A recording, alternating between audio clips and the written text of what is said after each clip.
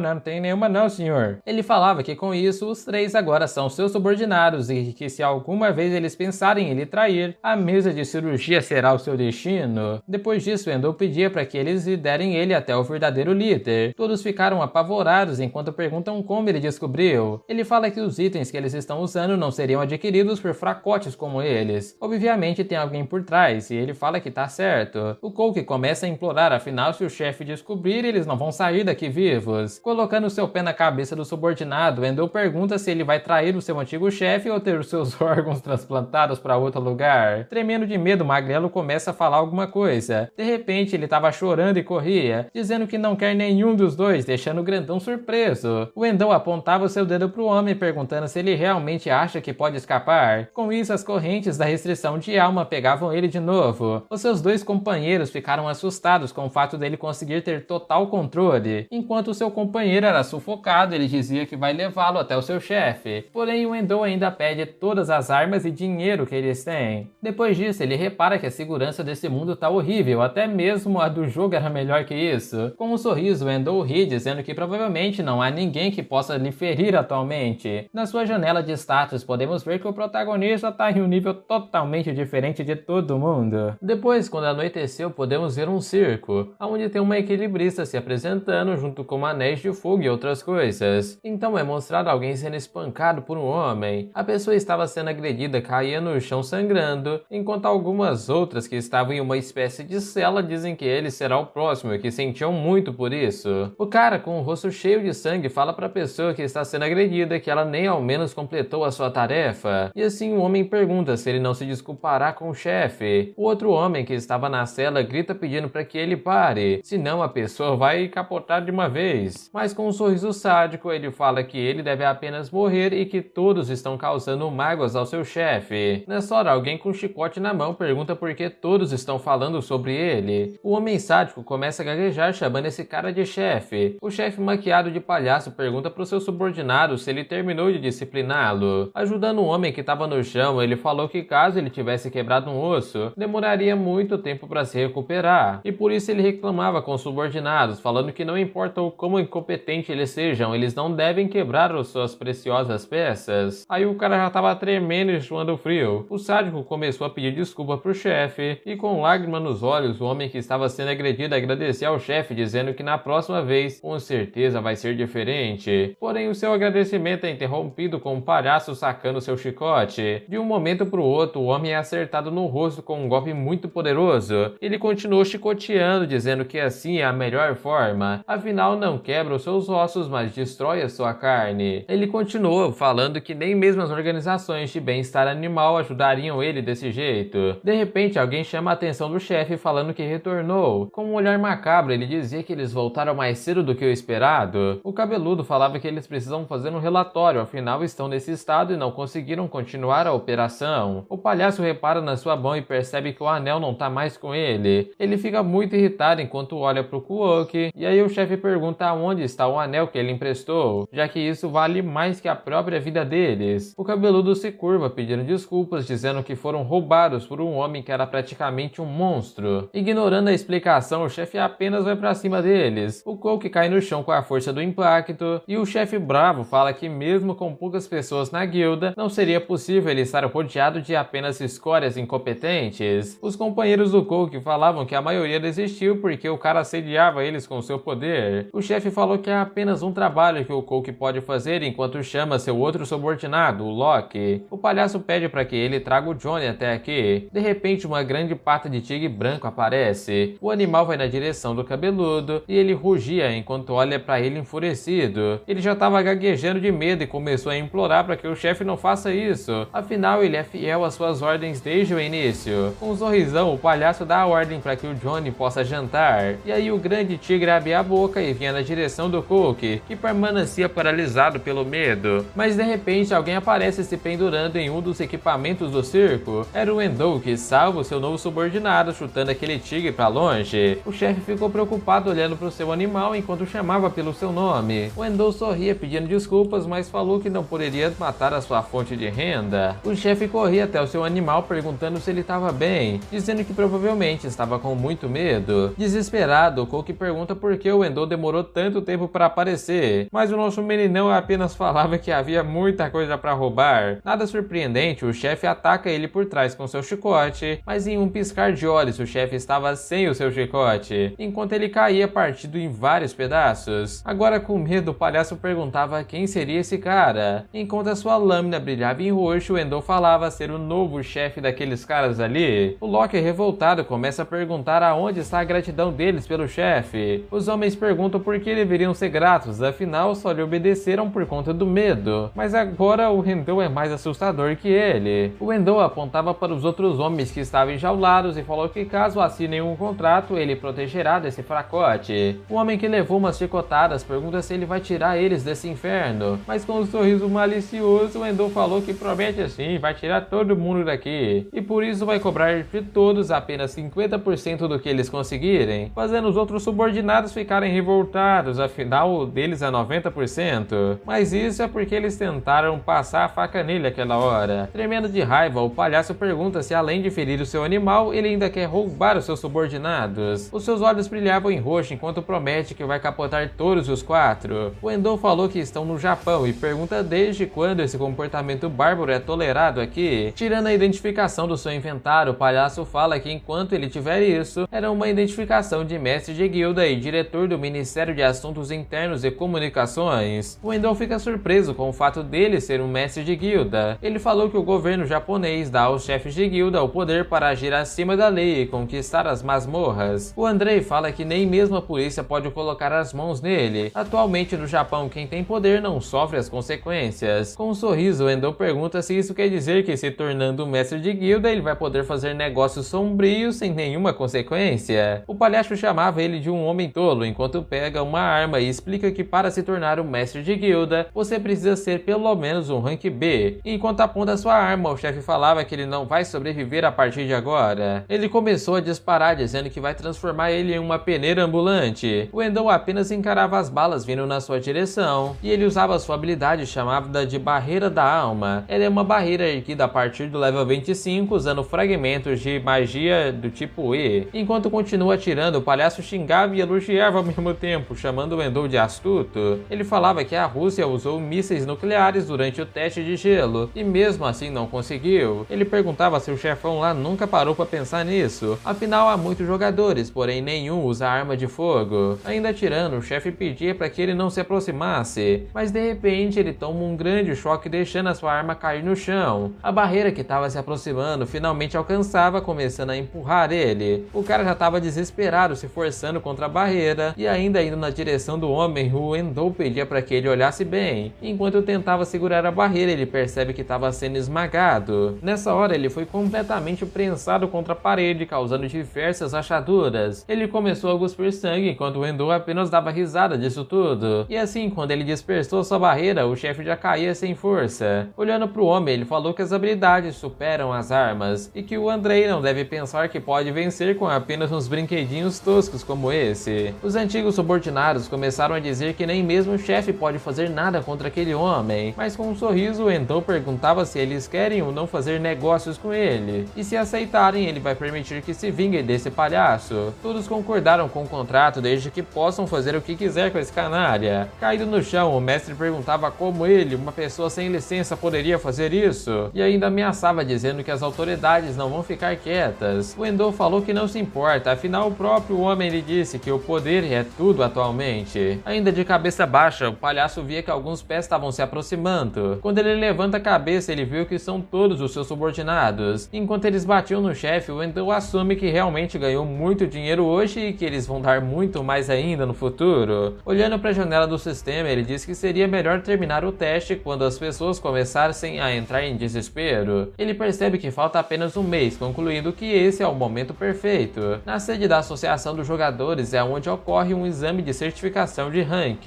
Wendell vai lá para fazer esse exame. Ele percebe 3 pessoas conversando atrás dele. Um deles falou que se você for um jogador de rank B ou superior, terá um salário muito alto, coisa de milhões de ienes. O seu amigo mandava ele não ter muita esperança, afinal somente 1% da população japonesa é rank B e apenas 9 são rank A. Eles continuam discutindo enquanto Wendell apenas escutava tudo. Ele pensava que já se passaram 2 semanas desde que o jogo se tornou realidade. O governo ofereceu uma recompensa de 100 milhões a quem conseguisse encerrar o julgamento, mas como esperado, o resultado foi desastroso. Por isso, agora é obrigatório você se candidatar à Associação de Jogadores. Caso você participe e não realize os testes, não vai receber nenhuma recompensa por isso. Enquanto andava até lá, ele pensava que tem muito dinheiro nesse jogo e ele tá querendo um pouquinho também. Mas alguém observava lá de cima. Ele percebe que está sendo visto por alguém e tenta procurar, mas de repente um objeto vai na sua direção. Com muita facilidade ele desviava daquilo e as pessoas ao redor começam a ficar espantadas, dizendo que um sinalizador de trânsito caiu do céu. Era o Taku chamando ele, dizendo que ele havia se dado bem antes. Ele grita dizendo que o Wendell não vai se livrar da sua dívida tão cedo assim. E aí ele perguntava se o agiota veio fazer o exame também para os caçadores. Ele falou que uma pessoa fraca a ponto de ser derrotada com um único golpe de habilidade do punho do novato deveria desistir de ser um jogador. Mas convencido, o agiota falou que não é mais o mesmo e que agora tem a classe mais forte, a de lanceiro. O Wendell começa a rir, dizendo que essa classe é apenas para amadores que não sabem o que estão fazendo, já que não conseguem acompanhar a inflação de poder. O agiota pergunta qual é a classe dele. Com um olhar perverso, ele fala que é da classe de novato. E aí o cara ria, dizendo que isso é o mesmo de não ter classe. O Wendell mentalmente falou que a principal dele realmente é um novato, mas ele não precisa contar sobre a sua subclasse, né, rapaziada? Enquanto novamente ele levanta uma placa de trânsito, o Taku falou que vai se vingar pelo outro dia e que esse é o verdadeiro poder de um lanceiro. Ele começou a mandar diversos ataques na direção dele, que apenas desviava de todos enquanto encurta a sua distância. O homem assustado pergunta como ele pode fazer isso, mas de frente pro agiota, o Wendell falou que realmente não queria confusão antes do exame exame, mas não pode fazer nada quando o problema vem até ele. Apenas com o movimento do seu braço ele joga o homem lá pra cima, causando pânico em todos que estavam ao redor. O agiota gritava desesperado enquanto caía na direção do chão. Todos olhavam para ele enquanto o Endo apenas voltou a andar, dizendo que foi apenas autodefesa. Depois, dentro de um lugar muito luxuoso, a atendente informava que a taxa de inscrição é de 8.000 ienes, enquanto o safado achava que isso é muito caro. Algum tempo depois, ele estava sentado depressivo por ter perdido 8.000 nessa, mas de repente alguém se aproxima dele. Era uma moça que pedia desculpas pela demora. Com um sorriso, ela fala que agora iniciarão o exame de certificação de classificação. Ele estava na frente de uma grande rocha negra. Ela emanava uma forte luz roxa e o Endo notava que o exame aparentemente é como lhe contaram e pergunta para a moça se tem que colocar a sua mão sobre isso. Ele começa a estender na direção daquela grande rocha e ao chegar a sua mão perto dela, alguns raios interligavam os dois. Ele aproximava ainda mais a sua mão enquanto uma forte luz estava sobrevoando o ar. Quando ele encostava na rocha, veio uma grande explosão de luz que deixou o povo com medo. Eram diversos raios juntamente a uma luz extremamente forte que era emanada pela pedra. Ainda mais assustado com o que estava vendo, a mulher começa a se perguntar o que era isso. Já em outro lugar, a moça ainda surpresa chamava pelo nome dele. Ela falou que o resultado chegou e que ele é equivalente a um rank A. O Endo ganhava um documento que informa a sua classificação. Um pouco nervosa, ela falou que ele provavelmente sabe que jogadores podem mudar de classe. Ela começa a explicar que ele pode ser um mestre espadachim, um mestre mago ou até mesmo um arcebispo. Ele recusa e fala que por mais que ele queira, sua classe ainda não está disponível. A moça ficou confusa e perguntou que classe seria, mas ele respondia dizendo que não tem intenção de contar agora para ela. Ela continuou informando que quando você quer mudar de classe, você vai ter que usar um item especial e se ele gostaria da ajuda da associação. O Endo apenas recusava e perguntava se isso é tudo. A mulher, um pouco nervosa, queria saber se isso não seria problemático para ele, mas ele questionava por que ela estava perguntando disso tudo. Ela explica que ele tem mais poder do que qualquer rank A que já viram, porém, por não ter classe, ele será rebaixado ao rank E. A moça informava que o rank E tem muitas restrições, como não poder criar a sua própria guilda, que seria uma desvantagem para ele. O Endo falou que o governo adora criar regras inúteis, enquanto assume mentalmente que basta apenas transformar um subordinado em rank B. Ele se lembra que somente uma classe pode zerar esse jogo e que não tem intenção nenhuma de mudar até lá. Ele perguntava se mesmo o rank E pode receber a recompensa de 100 milhões por limpar o teste. Ela respondia que sim. Então ela entende que o registro vai ter que ser emitido com a classificação de rank E. Um pouco mais tarde, ele estava andando pela rua enquanto algumas pessoas levantavam cartazes. Eram membros de guilda tentando recrutar pessoas que acabaram de sair do teste. O Endo, com um sorriso, repara que as pessoas estão realmente colocando muito esforço nisso. Duas garotas falou que estão procurando jogadores de rank D e perguntam se ele não quer fazer parte da sua guilda. O Endo falava para elas que é apenas um rank E, e aí elas começaram a lamentar por ele, dizendo que entendem bem. O Endo nota que os jogadores de rank E estão sendo tratados como baratas nesse mundo todo, mas ele não se importa com nada disso, já que ele é muito mais forte que um rank A. De repente, a sua atenção é tomada por um homem de terno que caminhava no meio da multidão. Ele tinha uma aura laranja em volta do seu corpo. Os seus olhos também brilhavam em laranja enquanto ele encarava o Endo. Se aproximando do homem, ele dizia que é um prazer o conhecer e perguntava se o nome dele era Endo Rei. De repente, ele estende um cartão pro Endo dizendo que essas são as suas informações. Era o cartão de uma guilda chamada de Asas de Gênesis. As pessoas discutem se perguntando se aquela realmente é a guilda mais forte e se aquele cara é o Fedor. O Endo perguntava como assim Fedor? O homem meio sem jeito explicava que esse era o seu nick no jogo. E aí ele repara que ele é famoso e se questiona se deve fazer amizade, afinal poderia ganhar muito dinheiro com isso. Ele pergunta pro cara sobre o que ele queria com ele, mas a conversa deles é interrompida pelo agiota que quer saber o que o Fedor está procurando por ele. Ele se aproximava dizendo que mesmo sendo um jogador de rank B, ele não vai deixar ser influenciado por más decisões. O Endo se pergunta se esse cara fraco realmente é um rank B e supõe que talvez ele tenha ameaçado o examinador da parada, né? O Shinji, que é o grandão, pergunta quem seria ele. O cara já tava bravinho, chamando ele de mulherzinha e revoltado, ele pegava o homem pela gravata, ameaçando, falando que ele é mais forte. Porém, com um único movimento, o homem torcia o braço dele facilmente, colocando o agiota de joelhos enquanto reclamava. Um pouco mais sério, o Fedor falou que a cada minuto eles chegam mais perto da destruição, e por isso ele não tem tempo a perder com ele. O agiota teve que sair bravo enquanto falava que ele não vai chorar tentando recrutar ele depois. O cara pedia desculpas ao Endo pela comoção, mas ele falou que estava tudo bem, já que o agiota foi um incômodo para ele também. Ele perguntava o que ele quer, afinal alguém como ele não teria nada a dizer com o Rank E. Ele apenas ia chamando ele de humilde. O Fedor falou que a única razão para ele ser um Rank E é porque ele se recusou a mudar de classe. Ele mesmo ficou rindo, falando que aparentemente a associação tá com uma língua muito sorta por aí. Meio sem jeito, o homem falou que como o fim do Japão está próximo, eles não podem se descuidar. Então ele perguntava pro Endo o que ele acha de trabalhar com eles, recebendo o mesmo valor que eles pagam pela informação. Olhando o cheque, o Endo entrava em choque ao ver que eram 10 milhões de ienes. Ele falou que é um valor que já teve há um tempo, enquanto internamente ele gritava falando eu quero esse dinheiro. Mas ele devolveu o cheque falando que não quer participar de nenhuma guilda. O Shinji falou que pessoas fortes realmente não querem pouco. Com isso ele faz outra proposta perguntando se o Endo não teria interesse pelas informações que eles possuem. Ele falou que a sua guilda é apoiada por agências governamentais e até outras guildas em volta do mundo. Olhando para ele, o Endo pergunta se eles conseguiram descobrir quem foi o jogador que completou Profecia Online. Sorrindo, o Shinji falou que é impossível, afinal ninguém completou esse jogo. E aí ele ficou muito irritado ouvindo isso, falando que vai ter que acusar mesmo. O homem fica com medo ao ver essa reação e falou que tá tudo bem. Ele entregava uma folha falando que caso ele mude de ideia, pode lhe contatar por esse número aí. Enquanto se retirava do local, ele questionava por que ele desistiu tão fácil. Ele se pergunta se ele estava preocupado com o fato de manchar a sua guilda insistindo muito, mas ele chega à conclusão que não é isso. Ele confessa que estava aterrorizado, como se cada parte do seu corpo dissesse para não arrumar confusão com um monstro desses. Nessa hora, o Fedor quase cagava nas calças porque o Endo chamava ele encostando pelo ombro. Ele entregava o papel, deixando o cara ainda mais confuso. Ele falou que caso ele precise de ajuda, pode ligar, dependendo do valor ele vai aceitar. Pegando o papel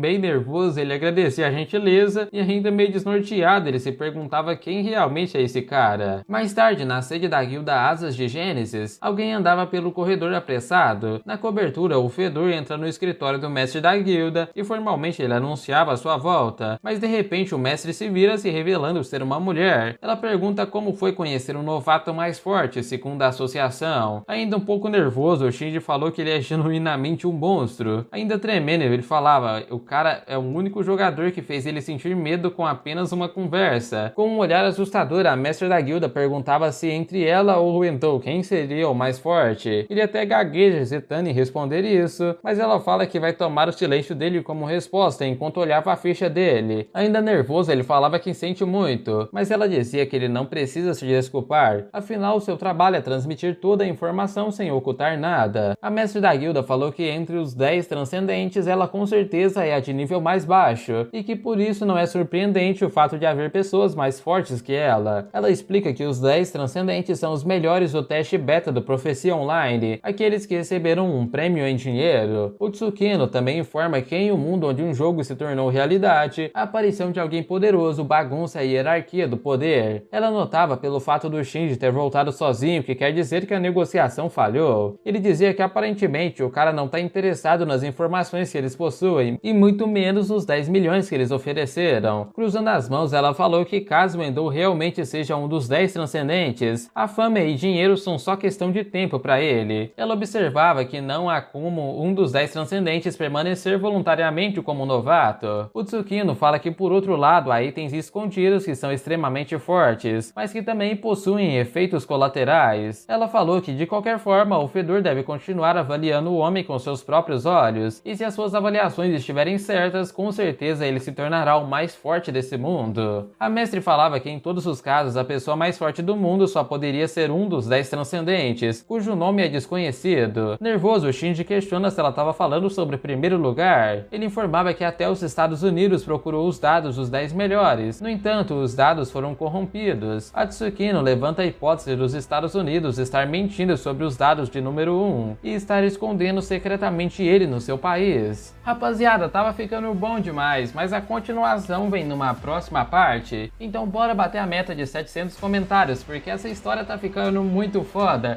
Além também de hypar o vídeo, é só arrastar o comentário pro lado que já ajuda muito. Mas assim, vamos ficando com o nosso pedreiro que completou o jogo mais difícil e agora ele virou realidade e ele vai se tornar o mais forte.